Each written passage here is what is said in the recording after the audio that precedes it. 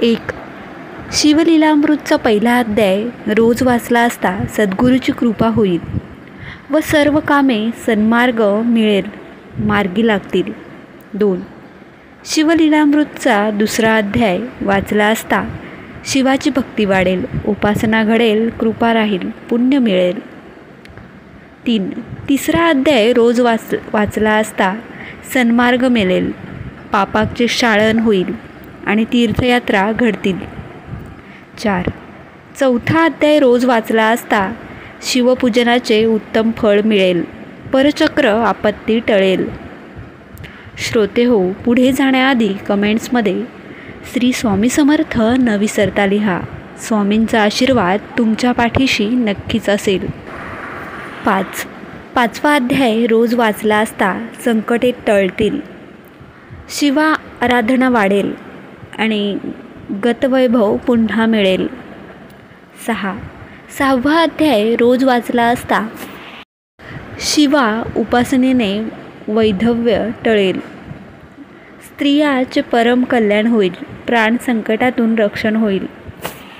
7. सातवा अध्याय रोज वाचला असता भस्माने मृत्यूवर मात करता येईल, शिवकृपा लाभेल. 8. आठवा अध्याय रोज वाचला असता शंकरावर पूर्ण श्रद्धा बसेल, संकटातून सुटका होईल. 9. नववा अध्याय रोज वाचला असता पूर्वजन्मी स्फूर्ती होईल आणि उद्धार होईल. 10. दहावा अध्याय रोज वाचला असता उमामहेश्वराची कृपा, आशीर्वादाने सौभाग्यप्राप्ती व प्रिय व्यक्तीची पूर्ण भेट होईल. 11. 11वा अध्याय रोज वाचल्याने नित्य पारायणी अपमृत्यू टळेल, शिवलोक प्राप्त होईल आणि मानसन्मान मिळेल. 12. 12वा अध्याय रोज वाचला असता मृत आत्म्याला सद्गती मिळेल, बाहेरचा त्रास राक्षसबाधा होणार नाही.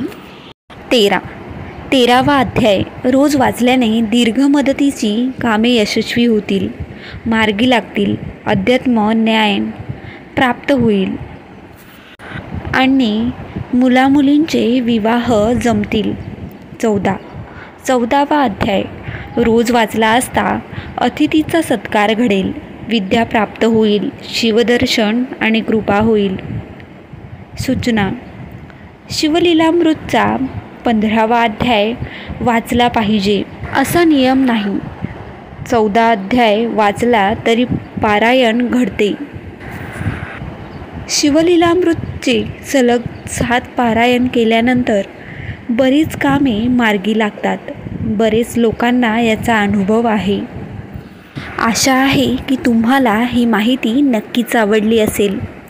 तसे असल्यास ही व्हिडिओ आपल्या नातेवाईकांना नक्की शेअर करा आणि व्हिडिओला लाईक करून चॅनलला सबस्क्राईब न विसरता करा. धन्यवाद. श्री स्वामी समर्थ.